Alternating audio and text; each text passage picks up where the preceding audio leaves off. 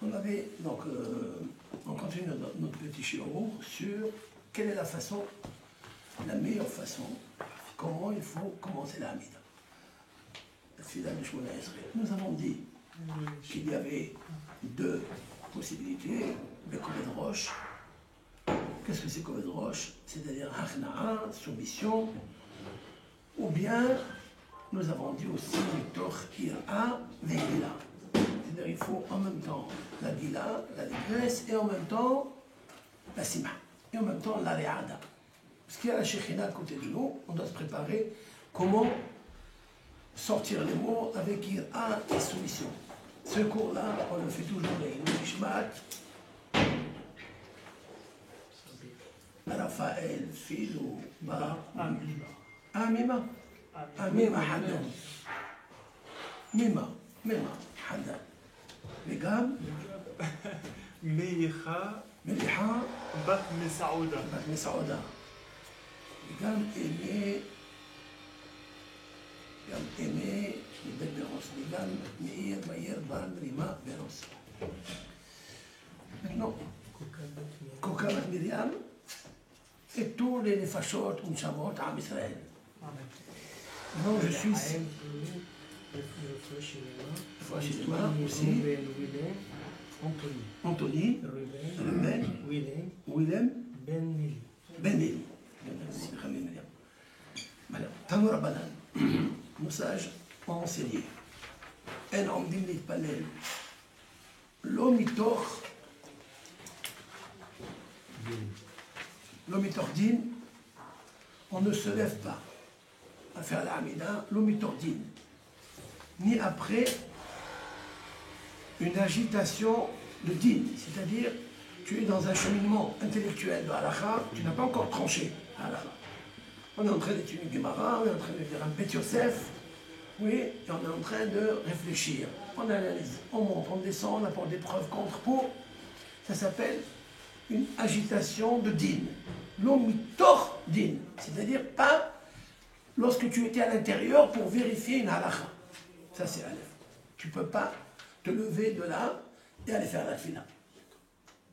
Il ne faut pas être préoccupé. Il ne faut pas avoir la tête agitée, préoccupée. Ça fait partie des préparations de la Hamida.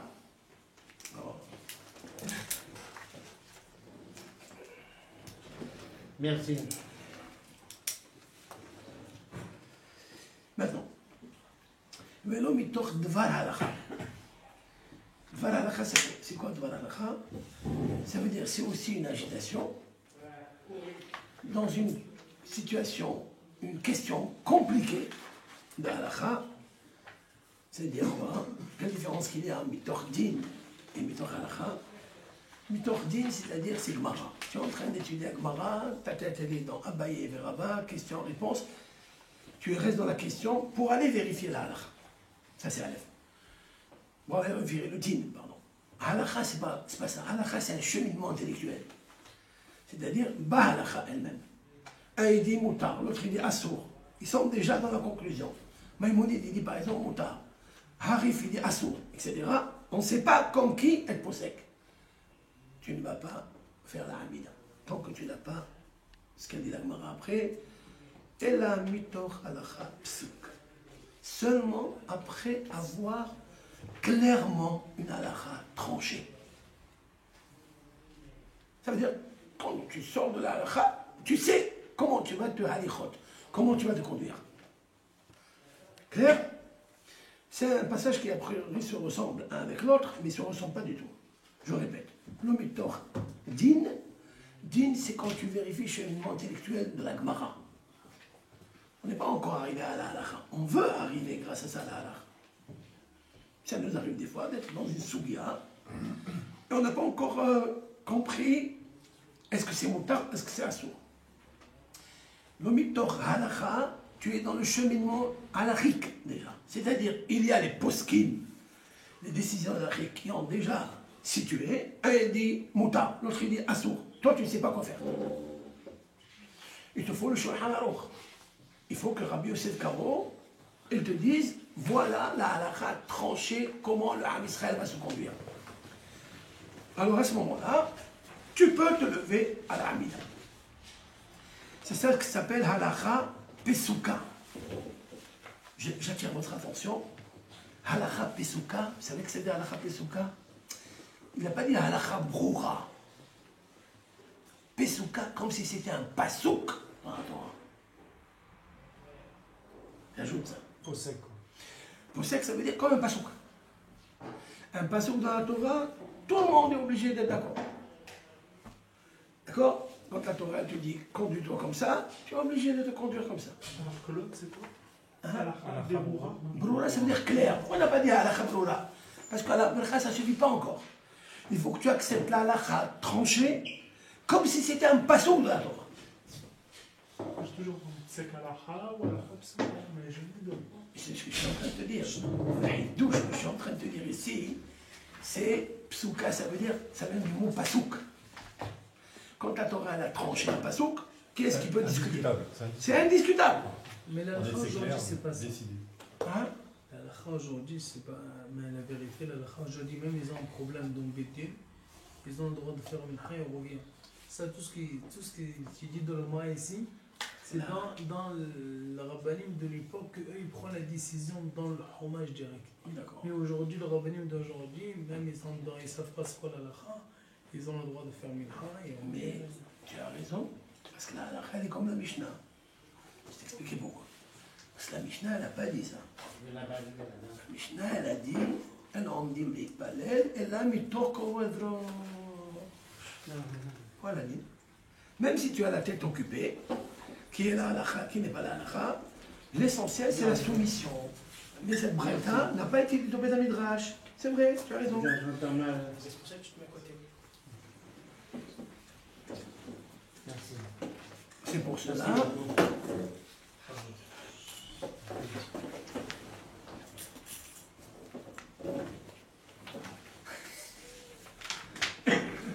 On arrange après nous. Carrément, on s'en court. Et là, mettons la khabsouka. On arrive à manger tes clés. C'est clair? Donc, est-ce que tu as. Comment tu t'appelles? Hein? Hamilaï. Il a soulevé quelque chose de bien. C'est vrai qu'aujourd'hui, on ne fait pas comme cette Braïta. Qu'est-ce que c'est Braïta? Braïta, c'est pas une Mishnah. Braïta, c'est Bara. Ce sont des halakhot qui ont été dites dehors de Beth Midrash. Ceux-là, ils n'ont pas été toutes acceptés. Rabbeinu Akadosh, d'accord, il a décortiqué toutes les Mishnayot dans le Beth Midrash. Rabbeinu Akadosh, il avait la force de Moshe Rabbeinu. Rabbeinu Akadosh, le seul. L'Onis Kaima, Malchut. Mais Torah, c'est-à-dire la richesse. Et la Torah, seulement comme Moshe Rabbeinu et Rabbeinu Akadosh. D'accord? C'est connu ça. Pourquoi? Explique le Meiri, Rabbeinu Menachem Meiri, c'est Rishon. Il explique parce que Rabbeinu Akadosh, il avait la force de réunir les rabbins même s'ils ne veulent pas. Il avait le Kohat Torah, il peut les convaincre. La deuxième chose, il avait les moyens. Il avait beaucoup de moyens. D'accord? Et comme il avait beaucoup de moyens, il pouvait réunir tous les hachamim dans le Beth Midrash. Qu'est-ce que tu veux? Tu as besoin de parler à ça, tu vas aller travailler. Je te règle le problème.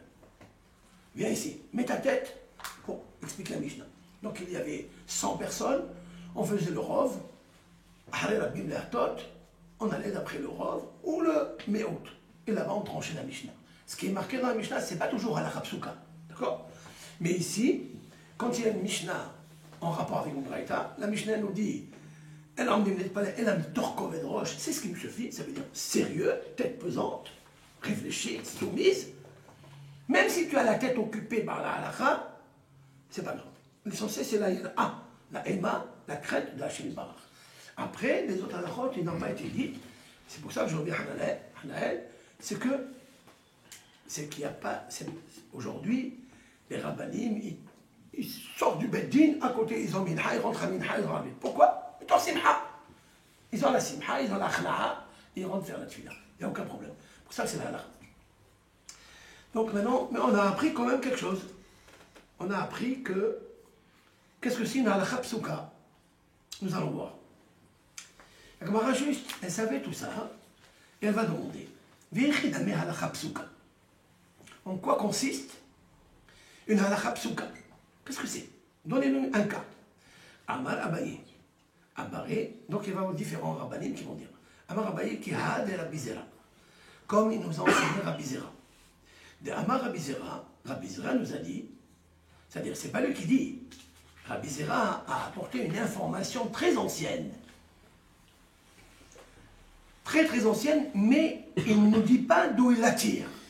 C'est très important, c'est qu'il n'y a ni Mishnah, ni Psikta, ni Tosefta, ni Sifra, ni Sifri, ni rien. Rabbi Zera a reçu de ses maîtres, et chacun de ses maîtres, qu'est-ce qu'ils ont dit? Bnot Israël, les filles juives, Israël, Yahmiru ala asman, se sont portés rigueur sur elles.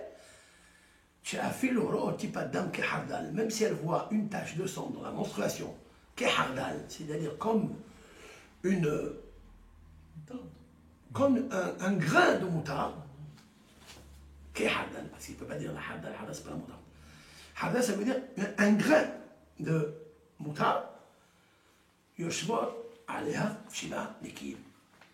s'assoit dessus, c'est-à-dire elle commence à compter 7 jours blanchis, 7 jours nikim. Je m'arrête là. Sur le plan toranique, d'après la Torah, une femme, quand est-ce qu'elle devient nida? Quand elle voit beaucoup de sang. D'accord? Et quand elle voit Hargasha. C'est-à-dire avec Hargasha. Hargasha veut dire, il y a une grande discussion dans les Poskin, dans Siman Kouf Bebek Gimel, dans Yoredea. Qu'est-ce que c'est une Hargasha? D'accord? La halakha, c'est comme une personne, d'accord, qui sent, quand il va aux toilettes, ça le pique, il reste des fois un peu longtemps avant d'aller aux toilettes, ça le pique énormément, d'accord? C'est comme ça la halakha. Il y a qui disent son corps il tremble. Le Noda Biouda, Rabbi Heskel Lando, lui il explique, un écoulement, un sang, un écoulement sur elle, même si elle sent aucun tremblement sur elle. La halakha n'est pas comme lui. La halakha c'est où ils sont comme si ça le pique fort, elles sont avec ça le pique fort, donc c'est sûr et certain c'est sorti d'un makor, c'est sorti du makor, de l'utérus, parce qu'il faut que le sang il sorte du utérus. D'où on va savoir qu'il sort de l'utérus? Par la hargasha, à ce sentiment de tremblote, ou bien quand ça pique. Mais un écoulement, ça sent quelque chose, zevat davallah. On appelle ça zevat davallah. C'est-à-dire, zevat, écoulement, d'avoir quelque chose là, humide. Ça ne suffit pas. C'est pas comme la halakha n'est pas comme le Da'bouda. D'accord? Il est comme le Habou Da'at, Rabbi, comment il s'appelle, Bi'akum Bilissa, que la halakha est comme Maran, Ya'od, Hida, Barki Yosef, etc. Ça, c'est Minatora. Maintenant, il y a des cas où la femme, elle est pure 11 jours. Vous le savez. Elle passe les 7 jours de Nida. Après, elle a 11 jours. Je ne parle pas des jours où elle a vu 4, 7 ou 5, 7 ou 7, 7. Je ne parle pas de ça, je parle de Nikiyim. Maintenant, il y a 11, on appelle ça Yud Aleph Yemetara. C'est-à-dire, une femme, on est sûr que le makor, il s'est fermé. Il n'y a plus de sang. Pendant 11 jours, elle est permise. Elle s'appelle Haska Tahara. Elle a une présomption qu'elle est Tahor. Et voilà. Elles ne sont pas de Hagacha, elles ne sont rien. Et elle voit une goutte de sang qui coule. Est-ce qu'elle est Téméa Minatora, oui ou non? Non. Elle n'est pas Téméa Minatora. Il faut que ça soit Béhargacha. Il vient, Hachamim, ils disent. Il peut être Téméa pour autre chose, alors? Si vous dites Téméa Minatora. Téméa Minatora. Téméa Minatora, elle est Théora. Théora. Elle était Théora à son mari. Elle était Théora à son mari. Après, pour les Taharot, pour les Tromot, elle était Téméa. Ça, c'est digne de Kadashim, ça n'a rien à voir. On va laisser ça. Maintenant, pour son mari, les Bala, elle est permise. Ils ont venu, les Bnot Israël, ils ont dit non. On va prendre la rigueur. Même si elle voit une goutte de sang comme une graine de moutarde, elles acceptent sur elle 7 jours de blanchiment. De plus que les 11. Dans les 11. Dans les 11, même si elle est Théora, d'après la Torah, elle est en présomption de Tahor, quand même, elle doit garder. Elle doit accepter sur elle. Elle dit toute impureté qui sort de notre corps, même si elle est fine, comme une graine de hardal, comme une chodalia. Ça, c'est une halakha. Ça, c'est une halakha psuka. C'est une halakha qu'ils ont acceptée comme si c'était un pasouk. Non, vous avez vu qu'est-ce que c'est halakha psouka? Comme c'est un pasouk. Pourquoi je vous dis ça? Harambam, à la Bachalom Harambam, vous savez, le matin, on fait Birkat Shahar, oui? Après, etc. Et après, qu'est-ce qu'on dit après? Trois psukim. Quels psukim on dit? Qu'est-ce qui connaît pas Birkat Kohanim? Pourquoi ils ont posté ici Hachamim Birkat Kohanim ici?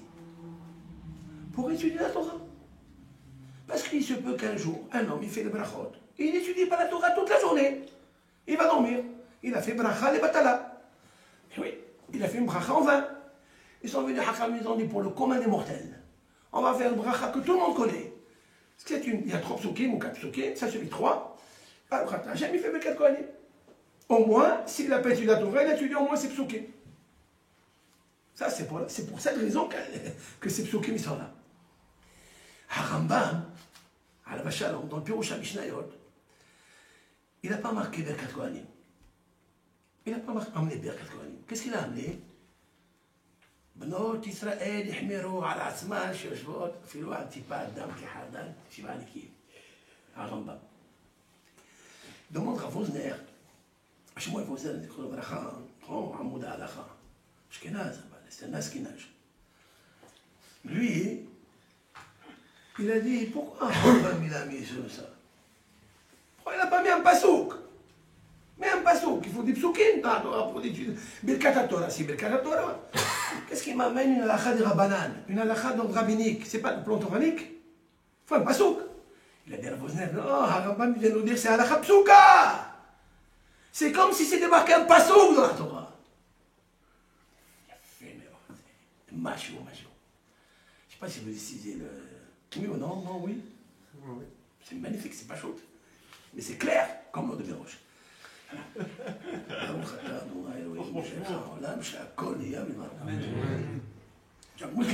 Harambam, lui, il n'amène pas le psouk. Donc, il faut un pasouk. Il vient te dire que ça, c'est une vraie halakha pesouka. C'est un pasouk.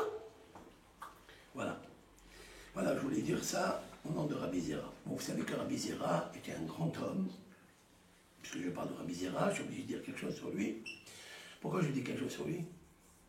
Parce qu'Abaye l'a amené Rabbi Zera. Qu'est-ce qu'il veut Abaye avec Rabbi Zera? Pourquoi Abaye choisit que ça? Pourquoi il n'a pas choisi autre chose? Il y a un autre halakha, on va les voir. Rabbi Zera, il a jeûné 100 jeûnes, 100 jours de jeûne, avant de monter en Eretz Israël. Il a dit, quand je monterai en Eretz Israël, je veux oublier le Talmud babylonien. Je veux l'oublier. Pourquoi? Je préfère le Talmud de Jérusalem. Le Talmud de Jérusalem est très compliqué. Tu n'as jamais étudié le Talmud de Jérusalem? Plus facile, Hein? Hein? Plus facile, Il est plus facile? Le Talmud de Jérusalem? Tu ne sais pas où elle a commencé la question, elle s'arrête. Tu ne sais même pas où elle s'arrête. C'est pas c'est plus facile, c'est plus court. Ouais. Mais c'est pas facile. D'abord, l'araméen là-bas, il est plus compliqué que celui du Talmud à nous. D'accord? Ici, c'est Babel. Là-bas, c'est babylonien, là-bas. C'est Mcharot. Tu ne sais pas où commence, où termine la question, etc. Pas grave. Le monde de Ben Ishai, dans son livre Ben Yoda sur la Gemara, il demande Rabbi Zera, il fait des jeûnes pour oublier. Moi, je fais des jeûnes pour me rappeler la Torah. Pour qu'elle reste chez moi. Toi, tu fais la place. Il dit, il ne faut pas comprendre qu'il voulait oublier la Gemara. Il voulait oublier la façon de l'étude de la Gemara. Ben, c'est une façon qui est compliquée. Pourquoi? Sans respect. Hein? Sans respect. Sans respect, il a dit. Qu'est-ce que ça veut dire? Pourquoi tu sais que c'est sans respect? Pourquoi c'est pas respect? Où tu vois s'il n'y a pas de respect? Il y a du respect. Explique.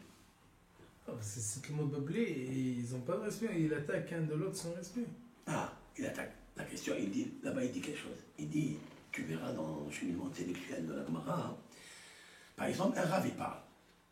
Ouais. Et après, avant que l'autre il lui réponde, il lui dit, et ça aussi, j'ai pas compris. Et ça aussi, j'ai pas compris. Attends. Laisse-le d'abord digérer la première question. Et après, tu parles. Ou bien, il dit un mot avant qu'il termine la phrase, il dit, mais comment tu peux me dire ça? Voilà, c'est marqué là. En fait, c'est venu à cause de Babel. C'est quoi l'histoire de Babel? L'histoire de Babel, c'est qu'ils ont voulu bailler à Ares, Safahad ou Dvarim Ahadim. Qu'est-ce qu'ils ont dit là-bas? Bailler à Ares, Safahad. La terre entière, elle était Safahad. C'est quoi Safahad? Une seule langue. Quelle langue? Kodesh. La Shana Kodesh. La Shana Kodesh. Qui était là-bas dans les 70 personnes qui ont construit la tour de Babel? Safa Ahad ou Dvarim Ahadim. Safa Ahad, c'est la Shekhinah. Safa. Safa, c'est la Shana Kodesh. La Shana Kodesh, Shekhinah. Gmatala Safa, Gmatala Shekhinah.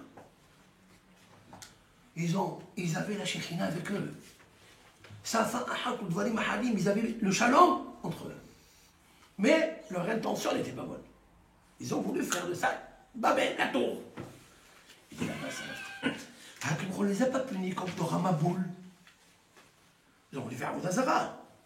Avodazara, c'est grave. Hachem Bachach ne les a pas punis comme la génération du déluge. Pourquoi? Parce que Safa, ils parlaient la même langue. Qu'est-ce qu'il a fait? Bilbel et Sefata. Il dit ça, c'est contre la Shekhinah, ça ne marche pas comme ça. Tu veux la Shekhinah, il faut être soumission. Il faut être soumission. Tu n'as pas soumission, c'est pour ça, Dvarim Ahadim, il n'y a pas ici. Il n'y a plus de Dvarim Ahadim ici. Et il parle Dvarim Me'ahadim. Il faut que ce soit des paroles qui unissent. Dans le Talmud Babli, ce n'est pas des paroles qui unissent. Que la halakha est comme le Talmud Babli. Il faut savoir que la halakha est comme nous. Mais qu'est-ce qu'il dit à Bayedi? Tu sais qu'est-ce que ça veut dire? Dvarim Ahadim, halakha psuka. Il faut que quand tu une halakha, il faut que ça soit tranché comme un pasouk. Sans qu'il y ait une arrière-pensée. C'est pour ça que Abaye, il a choisi ça. Continuons. Voilà donc, qu'est-ce que c'est halakha psuka? Maintenant, la deuxième halakha. Rava Amar. Rava dit une autre chose. Il est d'accord avec Rabbi Zera. Mais il dit il y a une autre possibilité de trouver halakha psuka. Amar ki ha de Rav Hoshaya. De Amar Hoshaya. Ma'arim Adam al Tevuato, un homme, il peut ruser sur sa récolte, ou Machnissa Bamotchela, il la fait rentrer avec sa balle, avec son son, avec la couverture à elle, tu vois, une graine, il y a dessus, il y a le son. Pour ne pas, pourquoi? Pour que son animal puisse manger. Et elle soit exemptée de la dîme. J'explique. D'après un plan toranique, d'après le plan de la Torah, à quel moment un juif, il doit donner le maaser? Il ne peut pas manger sans donner le maaser. À quel moment? Qu'est-ce qu'il fait? Il récolte, il vanne, d'accord?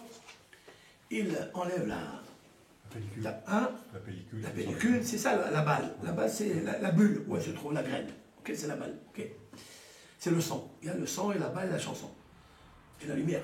Maintenant, il prend ça, il le rentre chez lui à la maison. Quand il le rentre chez lui à la maison,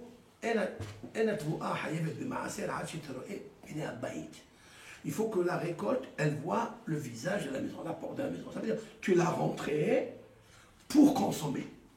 Et quand est-ce que tu as consommé? Quand tu fais le lissage. C'est-à-dire quand tu as fait le miroir. Qu'est-ce que le miroir? Tu as pris toute la récolte et tu l'as étalée sur tu l'as lissée. D'accord? Alors elle devient une graine. C'est là qu'il s'appelle Réchit des Ganra. Les prémices de ta graine. Lorsqu'elle est avec le son, ça s'appelle, elle n'est pas encore appelée graine. D'accord? Réchit des Ganra, il faut que ça soit prémisse de ta tevoua qui s'appelle la graine. La graine, c'est quand elle est dénudée de sa poche.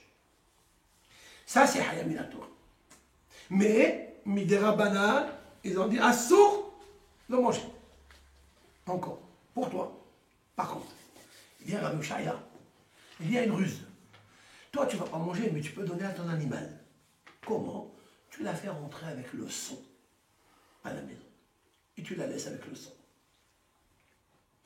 Tant qu'elle est encore pas graine, toi c'est assourd, et pour ton animal, Hachamim ont permis l'usage de cette graine. Cette halakha-là, tout le monde la connaissait. Parce que, avant de donner le maaser, il pouvait profiter de donner à son animal et ne pas traiter le maaser. Il peut économiser 3, 5, 10 kilos, ça dépend des animaux qu'il a. D'accord? Cette halakha, elle était psouka. Voilà, la halakha, c'est tout. Un homme peut ruser sur sa récolte, il la fait rentrer avec la balle, c'est-à-dire avec la poche,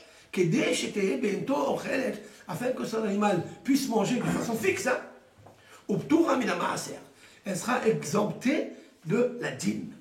Cette halakha, tout le monde la connaissait quand il s'agit de la graine, de l'argent. Donc il pouvait profiter. Tu as compris, Ilan? Ou pas tellement? Un petit peu. Je l'explique. Qu'est-ce qu'il y a? Qu'est-ce que tu n'as pas compris? Pourquoi on rapporte un autre passou, comme c'est pour ça avec halakha par rapport à la dîme, j'ai pas. Quoi? Ah, tu n'as pas saisi? D'accord. Quelqu'un, il ne pourra pas faire la hamida, il ne peut pas faire la tfila, s'il a la tête brouillée.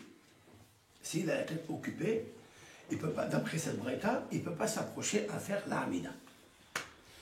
Ni avec une agitation halakhique, ni de la gemara, il faut que ça soit une halakha psuka. On demande quelle halakha psuka c'est quoi? S'il a étudié la halakha de Rabbi Oshaya, il était en train d'étudier la halakha de Rabbi Oshaya, il est arrivé à la conclusion qu'un homme, il peut faire entrer la récolte avec la balle. La balle, c'est la poche de la graine. L'enveloppe, on appelle la balle, la peau, le son. En fait, c'est le son. D'accord? C'est le meilleur. Pourquoi je n'ai pas compris, moi? Parce que normalement, le son de blé, c'est les protéines. Non, mais ça, c'est pour le blé complet. Le blé complet, voilà. D'accord? Mais il y a des gens qui n'aiment pas. Et pourtant, c'est le plus Et nutritif. pourtant, c'est vrai, mais il y a beaucoup de gens qui n'aiment pas. C'est pas mieux pour la santé. Il y a beaucoup de gens qui ne veulent pas complet. Bio ni complet. Il y a des gens qui veulent la lumière. Ils ne veulent pas le son. Rien. Il y a des gens qui aiment le son. Et pas la lumière. Tu as compris ce que je veux dire ou pas? Parce que le grain, quand tu enlèves le son, tu vois la lumière, tu vois le grain. Mais quand il y a le son, il n'y a pas la lumière, mais il y a le son. Et la chanson. Mais sans lumière. Bon, pardon. Tu as compris ou pas? Donc toi, Ilan, tu es en train d'étudier une souga de maaser. Et tu t'embrouilles dans le maaser parce que personne n'étudie bien comme il faut le maaser. C'est très compliqué. On n'est ni Cohen ni Lévi, donc on ne sait pas quoi, à qui donner. Il n'y a pas de Beth Amikdash, ça complique.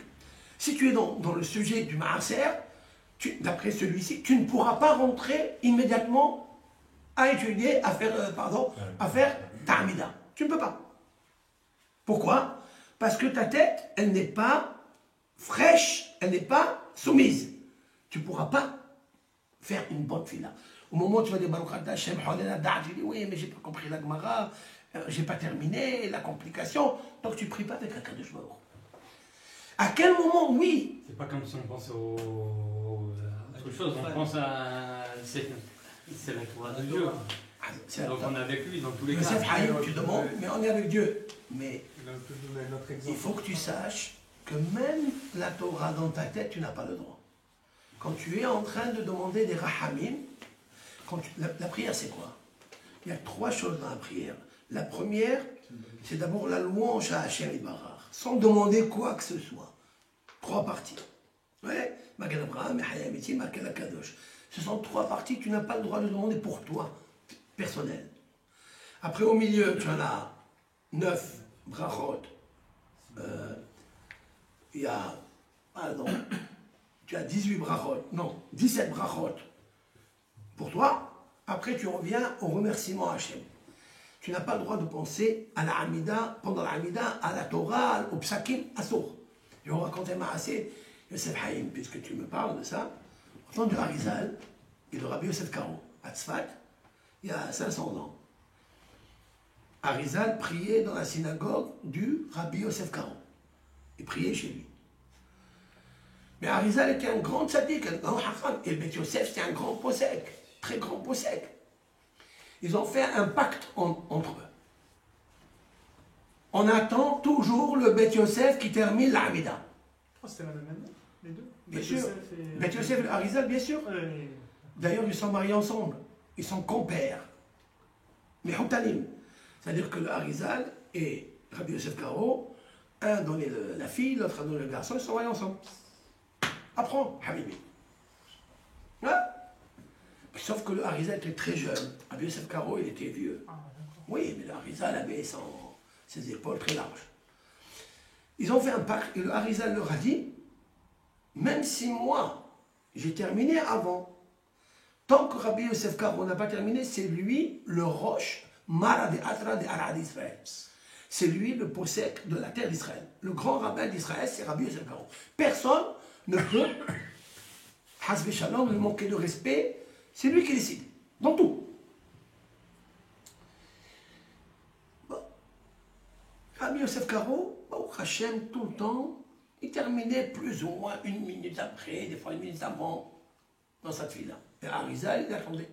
Un jour, Rabbi Yosef Karo, il prie, et le Harizal, il donne signe au Shani Hatzibour, au Mérovision, commence la tuile. Tu veux commencer? Tout le monde était étonné. Une fois dans la vie, Harizal fait une chose pareille. Pourquoi cette dérogation? Ils ont terminé.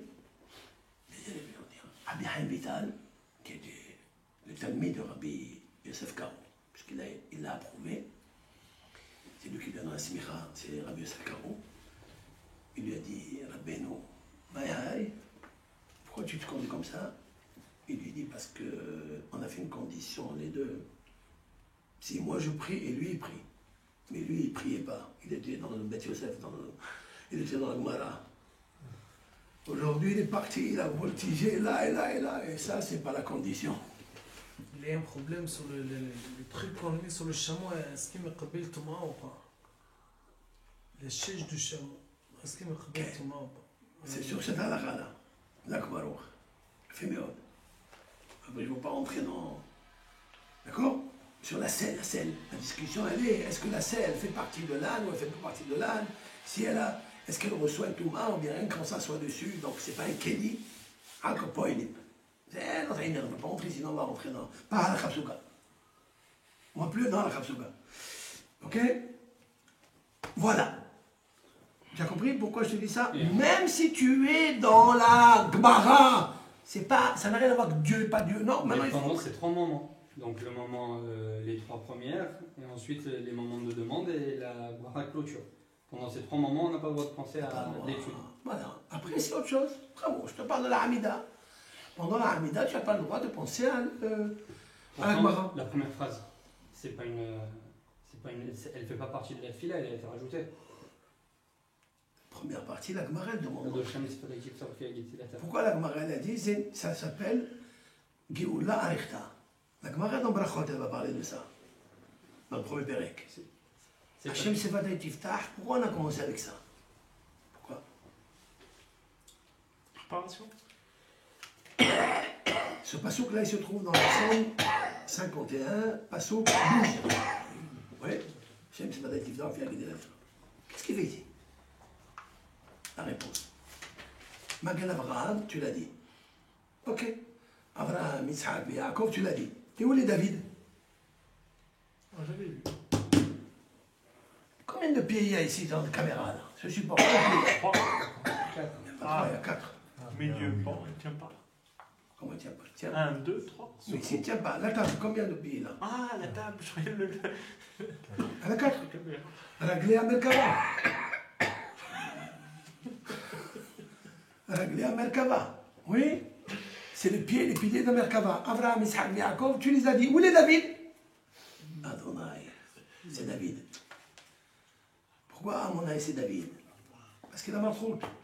Aleph, Dalet, Nounout, c'est la Malchout, c'est la Shekhina, c'est David. Pour ça que les Hakhamim, un Shekhina, c'est Agdola, ils ont posté ça ici. On continue maintenant. Donc maintenant, tu as compris? Tu ne peux pas, d'après cette breta, tu ne peux pas commencer la Hamida si tu étudies Maaser et tu es complètement brouillé. Comment je dois faire? Quoi, la halakha, c'est pas encore. Comme on a l'habitude avant d'arriver à la halakha. Celle-là, il la connaissait tôt. C'est-à-dire que tu étais en train d'étudier la halakha de Rav Sha'ira, hein? À ce moment-là, tu te dis, celle-là, elle est facile, je la connais. Un homme, il peut faire entrer la récolte avec le son, d'accord? Et après, commencer la chanson. C'est-à-dire la suite. Il a trouvé que de la djinn à parler dans la Hamida qui pourrait perturber la fila de la Hamida. Il ne va pas perturber du tout. Au contraire. Ah, d'accord. Il ne va pas parler de la dîme. Il parle de la dîme dans une halakha que tu connais. Ah non, je ne sais pas si c'est encore. C'est un exemple. Si on a un exemple. C'est pas grave, on va expliquer. J'explique.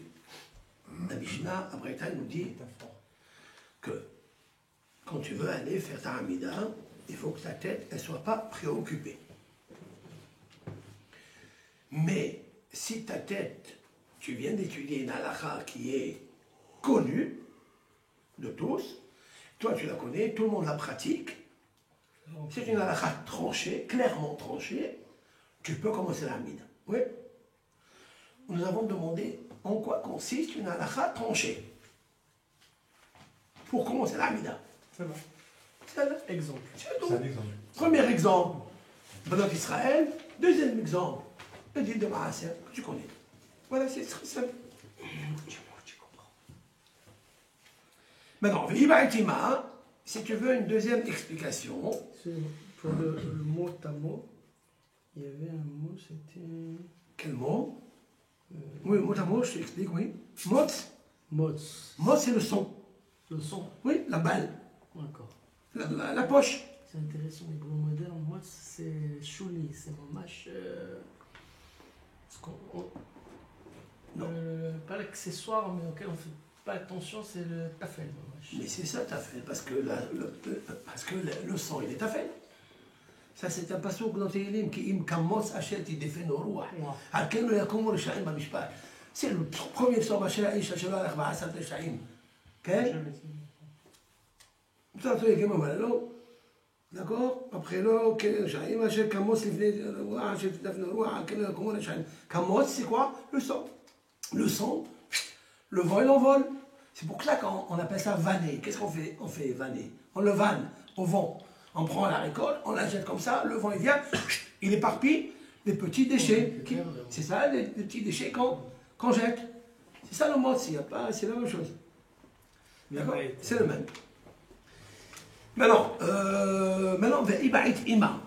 Vav alef, bet alef. Ki ha de Rav Huna. Une halakha, un exemple, comme nous enseigne une halakha de Rav Huna, c'est-à-dire une halakha psuka. Ve'amar Rav Huna, amar Rabbi Ze'ira.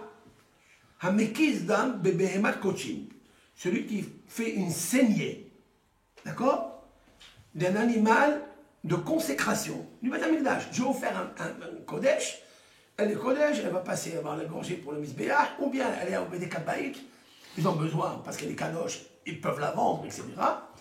Qu'est-ce qu'il est venu? Il a pris du sang de cet animal, il a fait une saignée, il a fait une prise de sang. Qu'est-ce qu'il y a? Assour be'ana'a. Il est interdit de profiter de ce sang quelconque. Mu'alin bo. Plus que ça, tu devras apporter un korban me'ila. C'est-à-dire, tu dois apporter me'ilat ma'al. Tu as fait une me'ila, d'accord? Tu as infirmé le kodesh. Tu dois apporter un korban. Alors, ça n'a rien à voir avec le sang. Habituellement, quand le Kohen est shahid la bête, le sang que tu prends, ce sang-là, si quelqu'un l'utilise, un mu'alimo. Il est assourd, un mu'alimo. Pourquoi? C'est un sang qui est le sang de la bête. Il est séparé de la bête. Pourquoi il y a des sangs on est maraline, on apporte? Voilà, c'est celui-là. Si tu prends un animal, tu fais une saignée, alors tu es mu'al. Pourquoi tu es mu'al? Parce que enora oui la misbéah. Parce que ce sang-là, tu l'as détaché de la bête, il n'est plus apte à être jeté sur le misbéah comme le sang d'un animal qu'on sacrifie. Le sang qu'on sacrifie, on le reçoit dans Kli-Sharet, dans un ustensile kadosh, tu le reçois, tu le prends, tu fais l'aspersion dans le misbéah. Mais quand tu as pris, ça c'est normal quand tu as fait la shahita, donc il est réservé à l'aspersion dans le misbéah. Mais celui-ci, tu l'as pris de l'animal étant vivante. Donc, tu ne peux plus le mettre à Gaber Misbeah. C'est pour ça que tu as fauté, tu as enlevé l'utilisation sacrée de ce sang à des fins personnelles. Donc, on te Quel dit, usage peut-on avoir d'une mycose comme ça de sang du sang, qu'est-ce qu'on peut faire? Des engrais. Si tu prends un pot de fleurs, un arbre, écoutez bien ça, bonne question. Qu'est-ce qu'on fait avec du sang de l'animal? Juste aujourd'hui, ça. Hein? Parce qu'on pense faire une saignée, c'est peut-être pour le bien de l'animal déjà, parce que comme pour un être tu humain peux- aussi, D'accord. on peut faire des saignées pour... on a appris médicalement que ça pouvait Ok. apporter du bon. C'est vrai. Même il y en a quelqu'un, par exemple, il a la stéatose. Le foie, aujourd'hui, médicalement, le foie, il est gras. Au lieu d'avoir une foie grasse, il a le foie gras. Ça vient à cause de trop de protéines, trop de viande, trop de vin, trop de alcool, etc. Le foie, au lieu d'être rouge, il est gris. Il est chargé de graisse. Ça s'appelle la stéatose. Ça empêche le pancréas de créer la bile, le marara. Et ça fabrique ce qu'on appelle la ferritine. La ferritine, c'est-à-dire, c'est un taux de fer qui circule dans le corps, qui te fait mal. Et à cause de ça, on peut attraper une cirrhose de foie, c'est-à-dire le cancer du foie, du président. Ok? Quel est le tikkun? Si quelqu'un il a des degrés de stéatose, ferritine très grand, qu'est-ce qu'on fait? Le régime. On peut faire le régime, c'est bien, mais la meilleure qui est conseillée, à la Khapsuka, saigner, c'est de diminuer le sang qui est en plus dans ton corps. Parce que, en fait, c'est le régime. Enfin, même le régime, il te diminue le sang. Mais le régime, tu vas attendre 1 jour, 2 jours, 3 jours. Qu'est-ce qui a la force? Tu fais les saignées et tu soulages. À l'époque, les Chachamim, ils faisaient toujours des saignées. Énormément de saignées. Les Chachamim, ils ont dit, par exemple, après une saignée, tu n'as pas le droit d'avoir un devoir conjugal. Il y a la chôte. C'est une fois par mois, il faisait. Il y a qui faisait une fois par mois. Mais est-ce que selon la halakha, il y a une façon de faire? Parce que peut-être que médicalement, il y a une façon de faire une saignée, au niveau de la halakha, autre chose. Parce qu'on dit qu'on n'a pas le droit de faire du mal à son corps. Tu ne fais pas de mal, tu le soulages. C'est pas une Oui. façon de Au niveau de. C'est comme quelqu'un il a mal aux dents, il va faire une piqûre pour l'anesthésie, et il fait un mal pour enlever un mal. Tu peux faire un mal pour enlever un mal. Toute l'histoire de l'homéopathie, c'est faire un mal avec un mal. On guérit le mal par le mal, quoi. Ah, les vaccins, injecter Tous les un petit vaccins, peu de t'as poison, besoin. puis Prise de poison. sang. Prise de sang. Prise de sang, voilà. Ou d'eau. Les Khamim, ils connaissaient. Alors, Ça veut dire donc quoi, les saignées. Après, tu as ce qu'on appelle le tanin, le chêne. Le vin, il est posé dans des fûts de chêne. Le bois du chêne, il dégage en lui du tanin. Et le tanin, il donne une tannée à la ferritine. Il la diminue. Après, moi, ce que je trouve le meilleur, sans saignée, sans tanin, sans rien du tout, le citron. Prenez du citron, avec l'aide de Hachem, il y a des vitamines, il y a 22 propriétés médicinales dans le citron. C'est incroyable.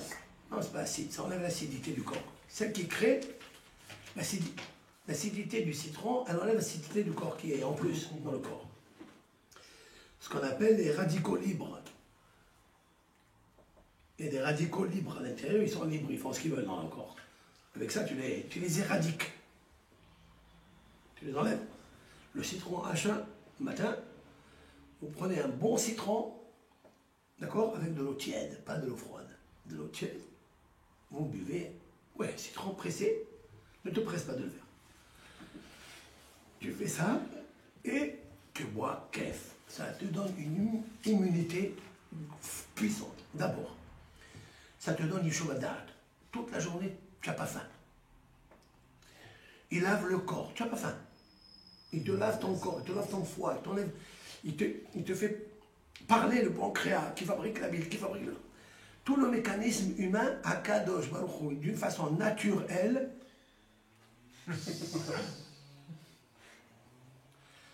Naturelle, Betibéi, naturelle. Il t'a donné des propriétés et non, on ne s'occupe pas. Après, une fois que tu as fait ça, tu prends un jus d'orange, tu presses, même un peu. Ça te lave le corps. Et l'après-midi, tu prends un peu de citron avec de l'huile d'olive bio. Ah, bio. C'est mieux. Parce qu'ils te disent première pression, vierge, pas vierge, mais je ne sais pas si elle est bétoula ou vérola.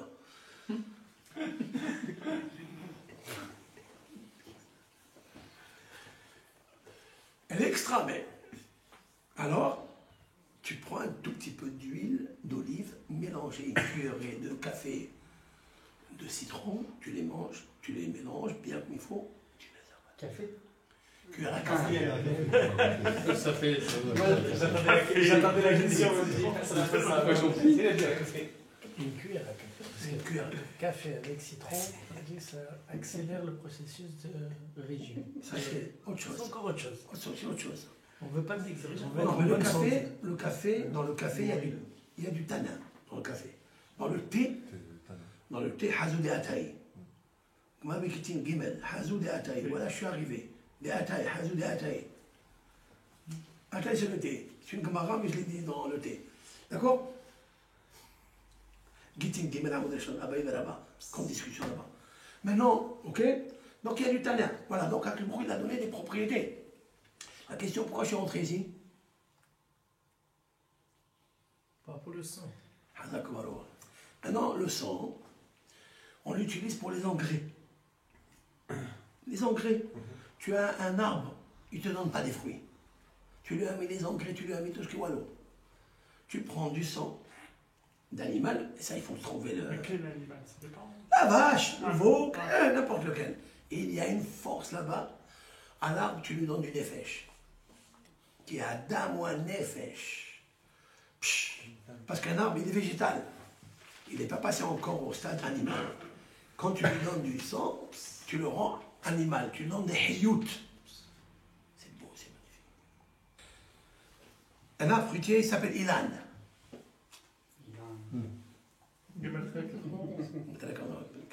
D'accord? Il donne des fruits, tu n'as pas le droit. Je vous ai raconté l'histoire d'une personne que... Je vous ai raconté cette histoire. La Torah, elle a dit une chose pareille, et moi, je l'ai appris de Rav Hida al Shalom.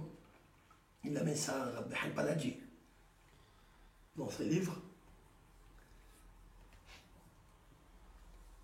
Quand tu as dans ton jardin un arbre, un bel arbre qui te donne des beaux fruits, attention, attention de le tailler, de le couper, de l'arracher pour rien, pour faire une piscine.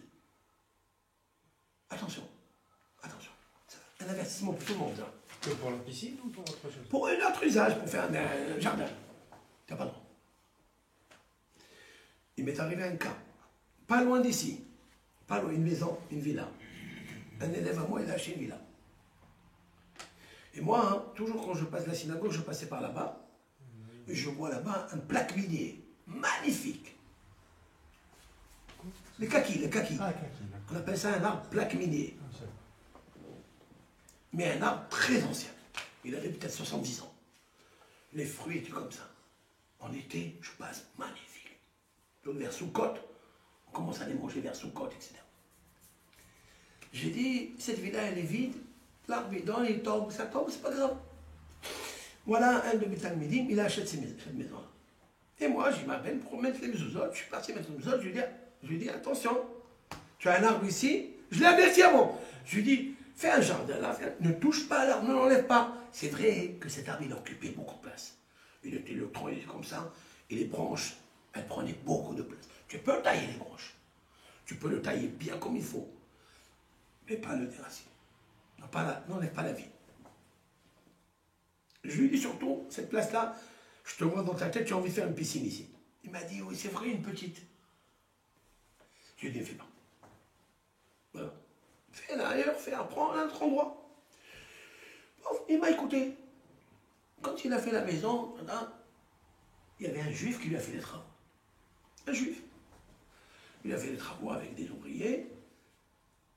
Et l'autre, il lui dit, si tu peux faire une piscine, je te fais comme ça, je te fais comme ça. Et il a fait la piscine. Moi, je ne savais pas. Je n'étais pas au courant.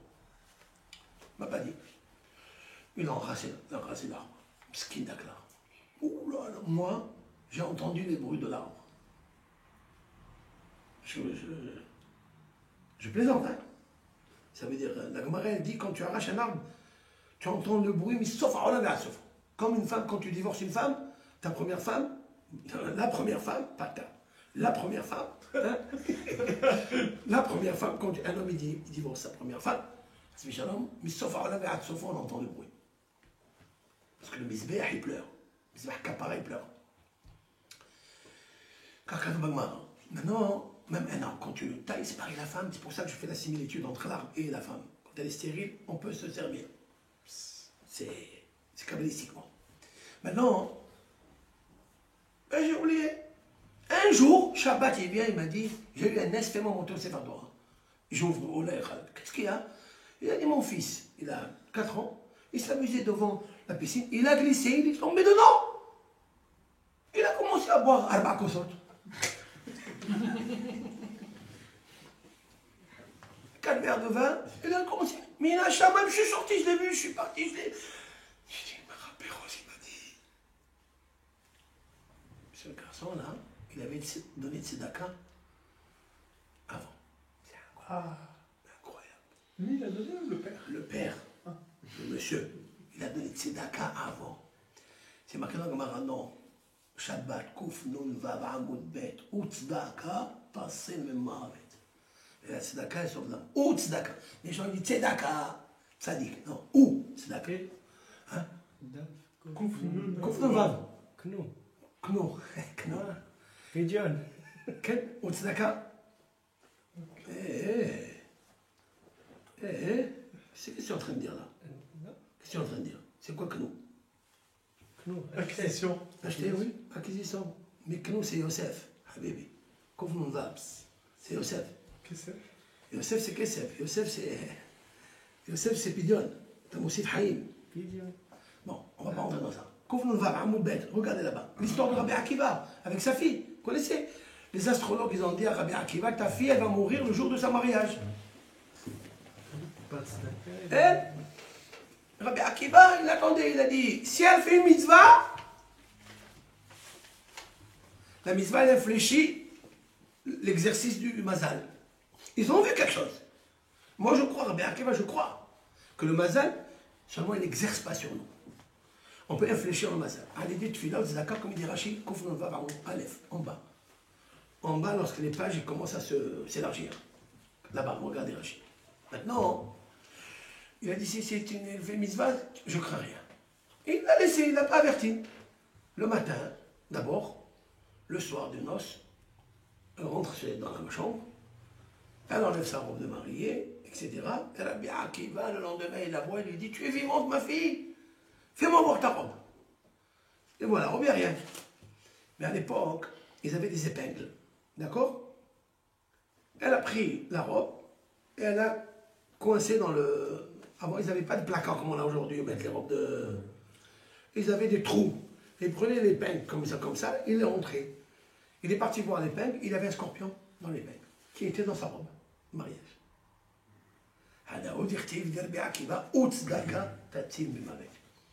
Pourquoi je dis pourquoi je dis où? C'est marqué comme ça. Pourquoi je moi Melech il dit Utzdaka Tatsimavet? Rashi, sur place là-bas, il dit Utzdaka, lo akmi mavet anormali. Pas seulement d'une mort Normal. anormale. Ah non. Même d'une mort normale, elle te sauve. Vous écoutez ce qu'il dit Rachid ici? Change le mazal. Ça veut dire même d'une mort normale que tu devais, si tu donnes tzedaka, tu peux prolonger la vie. Yosef. Vous écoutez? D'où il le sait Rachid? Sha'alti, d'où il le sait Rachid? Il y a 2 morts ici, 2 morts, un normal, pas normal. Regardez Rachid et moi. Ou tzedaka, va. Tatsi, tab. Mais mavet, même vav tab, mavet. Ça c'est précoce. Mais mavet, il y a 2 mavettes. Il y a une mavette qui est normale et il y a une mavette qui est précoce.